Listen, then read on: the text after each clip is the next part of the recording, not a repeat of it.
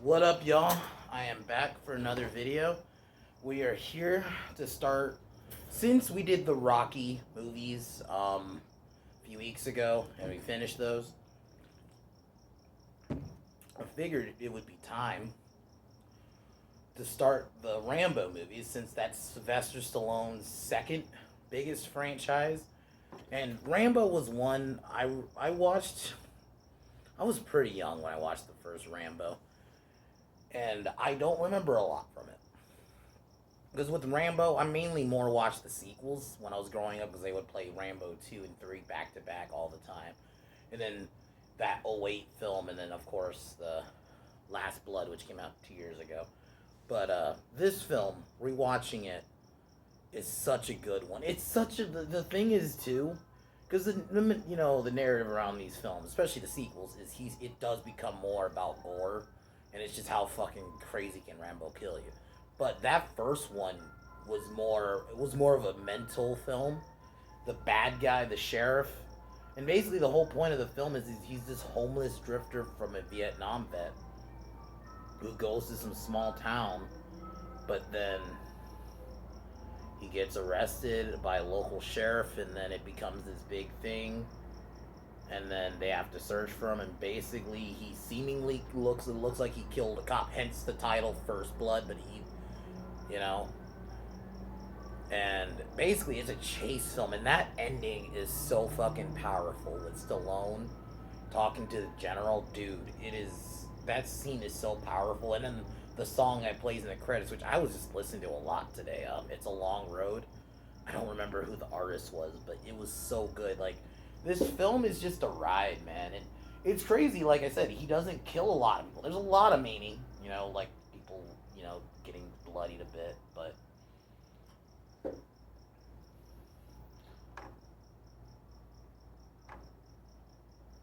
yeah, and then that was basically what it was. They were abusing Rambo, and he gets out, and then it's a chase, and that's the crazy thing. And it's such a simple film, and that's like a thing that's just what makes a lot of great films is just simplicity. Like I said, when I think two examples of simple films: Jaws, Halloween, the first, well, I guess Halloween is man past two, Halloween, Rambo, Alien, Predator, like such simplicity, and that's what makes this film work. Stallone's performance, in my opinion, in the whole movie, but that ending alone, that final act where he's talking with the general is probably his best performance. And I love him in the Rocky movies, and if you had asked me which franchise would prefer, Rocky or Rambo, I'd probably say Rocky, even though I love the gore in Rambo. But yeah, but Rocky, but that performance in the ending of this film is so good. It's like, dude, it's him. And the thing is, him as John Rambo in the first one, yeah, I like that he's just a kind of a quiet character. He does have a few bits of dialogue here and there, but that ending where, yeah, you're gonna hear me talk about that scene a lot specifically, because his performance in that scene, it just, dude, rewatching it last night, I had no words, honestly, after, like, for a few minutes, because, like, just that scene was so fucking good. It's like, Stallone is a phenomenal actor. I think he's underrated. I think it's just, yeah, his voice is memeable. His voice is memeable at times, but in that scene, no, dude, that was, like, damn. So, this is gonna be a fun one, and I'm definitely can't wait to do. So I'm gonna do part two on Sunday. So I'll probably watch part two tomorrow, and then I'll review it Sunday. So, and then we'll later in the week, next week, do three and do the other films. But yeah, here we go.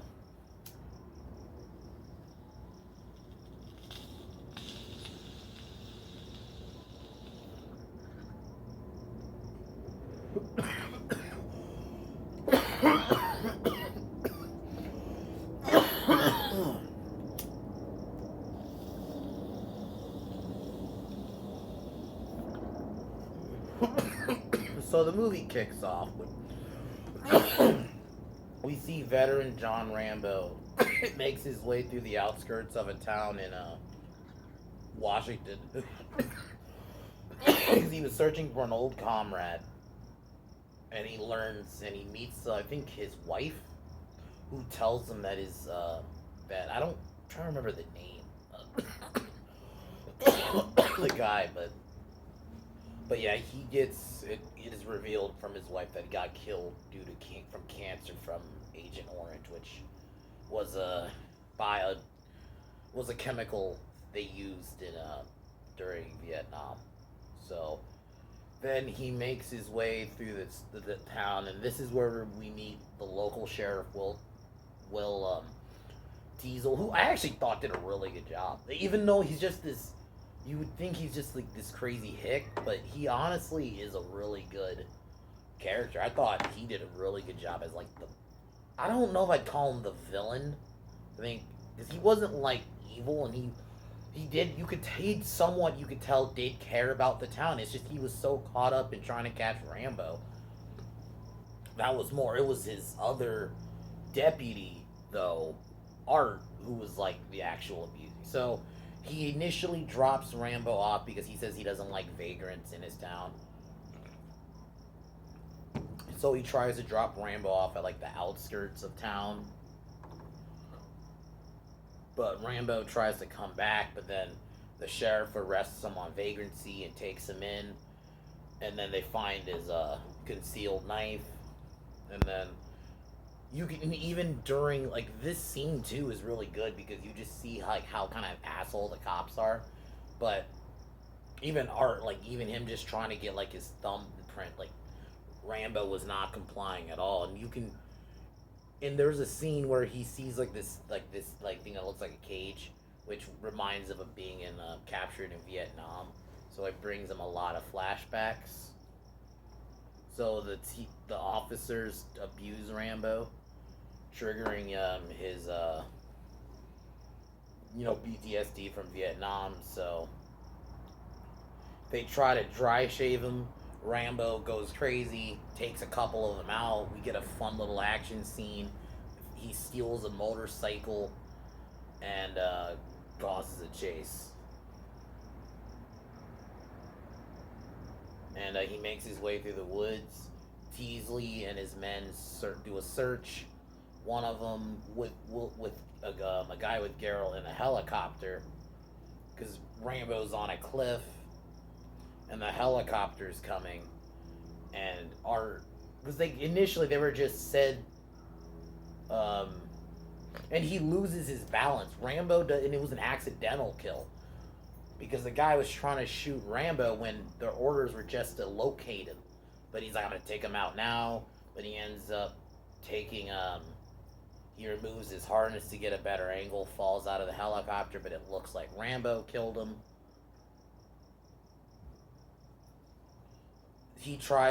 Rambo initially tries to like give himself up and tell him what really happened. They don't believe him, so they just start shooting, and then we get like this big chase scene, and then this is where we're introduced to his general. I'm trying to find the guy's name. As Kern, who throughout the film,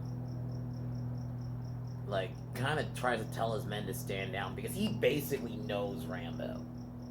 So Rambo goes into the woods. Teasley and his men still search, but Rambo one by one would use traps, and those scenes were good, dude. The scene where the guy gets caught in that, like, it was like a branch or some kind of thing that had like blades on it on his knees. It's like, fuck.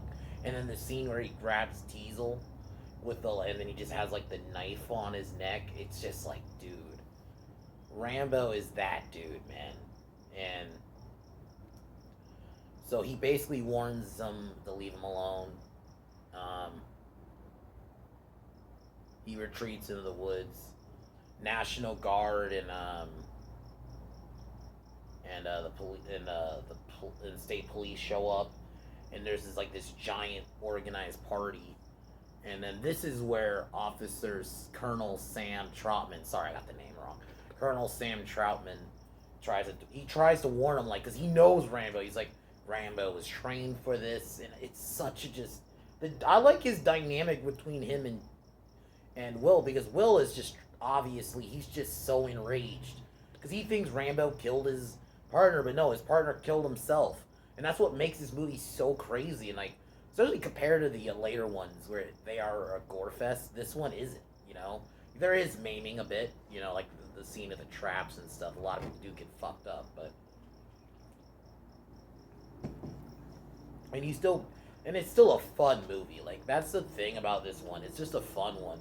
Seeing Rambo at his little hideout is really cool too. It's like you just can see how trained he is, and yeah, he tries to basically warn him. He's like, let him peacefully surrender, but the sheriff refuses. Um, Troutman uses a radio to try to persuade Rambo to give himself up. Rando refuses. And then basically there's a scene where Rambo steals so he steals a truck, and we get like this big chase scene, like a supply truck. He steals a military supply truck. There's a scene where Troutman talks to Will like at a bar. I think they're at like some bar, and that scene is really good too. Like there's just so many good scenes. This I like the grittiness of the. I don't know if they did this on purpose or this was just it because this film came out in 1982, so they had 1982 cameras. But it just I like it. I like that kind of gritty look it has. It just makes it feel that much more real. So Rambo steals a supply truck, manages to break out of a police like lock police um a police like what they do in movies where they have like a place to block out someone escaping. They Rambo breaks through that with the truck carrying an M60, causes a big explosion. He returns to town. He blows up a gas station, destroys a gun store, and then Will um, he decides he's gonna go to try to kill Rambo himself. He gets the gun. Rambo and engages in a gunfight. Teasley pretty much gets shot, and Rambo's about to kill him. And this is the scene I'm talking about, where Troutman tries to talk Rambo out of it, and the speech Rambo gives, it's so good, dude. You know, and he mentions that he's the last survivor of the elite Green Berets, and it's such a good scene between the two because you can tell Troutman throughout the film genuinely doesn't want Rambo to die. That's why he's like persuading him like you gotta give up, man. You gone crazy. And Rambo obviously mentions that I can't do anything else because being after the war, that's the other thing too. I think I've seen I don't know how most military veterans would feel about this movie, but this movie I think really does a good job of showcasing like PTSD from especially because this film is in the early '80s, so this would have been like post Vietnam, so that's what made it so cool. Like, and I think, and the horrors of war, and then that scene where he collapses, man. Ugh, and then him and the Troutman hug. And then, yeah, he mentions, because that did happen. There are people who, when he returned home, spit. There are people, because remember, during Vietnam, there are a lot of people who just did not like the Vietnam War. So, yeah, that did happen. There were people who spit on the military and, mentions the names they would call them. Oh, it's such a good fucking scene. Stallone's best performance in that scene alone, dude. That scene is so good. The way he delivered it, it felt so fucking real. Ugh. And then, yeah, when Troutman hugs him, and then, Rambo takes him, gives himself in peacefully, and that's basically how the movie ends. And then cue, it's a long road. This movie is so fucking good. That scene alone, dude. If anything, if you want to watch this movie, just watch this scene. Watch this movie for this scene. That scene is so good. Like Stallone's performance in that, and Troutman's, man. You could tell like both guys did a really good job. I thought there was really good performance from everybody. I thought everyone did their roles very well. It's a fun action flick, but You know, it's definitely a mental one, and it does a good job of highlighting that PTSD. I think they probably, if you want a movie that highlights PTSD really well, I would say this film. This film is one of them. And I thought Will Diesel was a good bad guy. He was a bad guy just for the movie, but I wouldn't call him a villain. Because he genuinely didn't care about his townspeople, and he was just mad as a fellow cop got killed, but it wasn't he got killed, a guy killed himself, basically. All around, just a great film. And it's just a chase film. Sometimes, that's one thing about chase films that make them fun, is just, yeah, it's a chase. And those are simple, and I think they really did a good job with this. So this film is, I would heavily recommend Rambo or First Blood, either or. That's what I call it, Rambo First Blood. But yeah, First Blood is such a great film. Probably, like I said, my favorite Stallone performance in a film. As much as I love his performances in Rocky, I'm sorry, that scene alone in the ending is so good. And you can tell how crazy he went, and you like him as a character. And just, he's a badass looking character, dude. Just has his shirt off, has his fucking uh, tie on his head, bandana on his head, has this fucking M60 looking like a badass. Just all around great film, man. And John Rambo's a great character, and it just, I cannot recommend it anymore. And not just the ending song, but I think the soundtrack in general is pretty good. So yeah, I would heavily recommend Rambo First Blood. So, hell yeah. So on Sunday we'll be reviewing First Blood Part 2, which this is where it does go more into like a traditional action flick where, yeah, he is just kind of killing people left and right. Which, nothing wrong with that. I love gore. I'm a gore fiend, so I'm all for that. But yeah, this first film is so good. I cannot wait to get into the other ones. I fucking love Rambo. So yeah. But other than that, First Blood is a 10 out of 10 action film. This movie is great. I heavily recommend it. If you just love action, watch this movie. But yeah, I'm gonna cheers to this movie.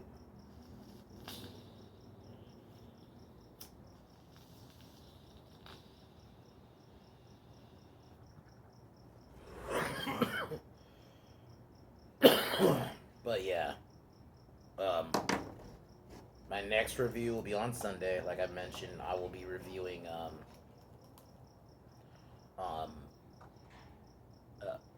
First Blood Part 2, and then Monday will be Jet Li Monday, and the Jet Li movie, since we're kind of getting close to almost doing them all, we're gonna do some of his older ones. I'm gonna do one of his older ones called Black Mask, which is one I've not seen, which is where it's him basically like kind of as like a superhero. I don't know where it's set, but that's all I know about it. So that'll be what I will review on Monday for Jet Li movies. But other than that, I'm gonna take one more hit and peace out.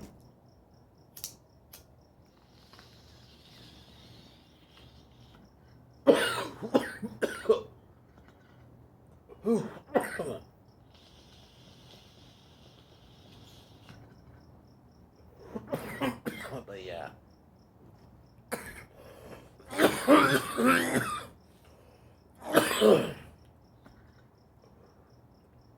Fuck Warner Brothers. Fuck Disney. I hope both these companies going. Fuck off.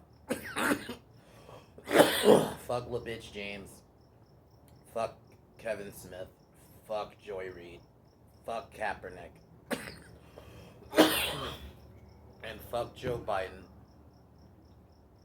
I'll talk to y'all on Sunday. Peace.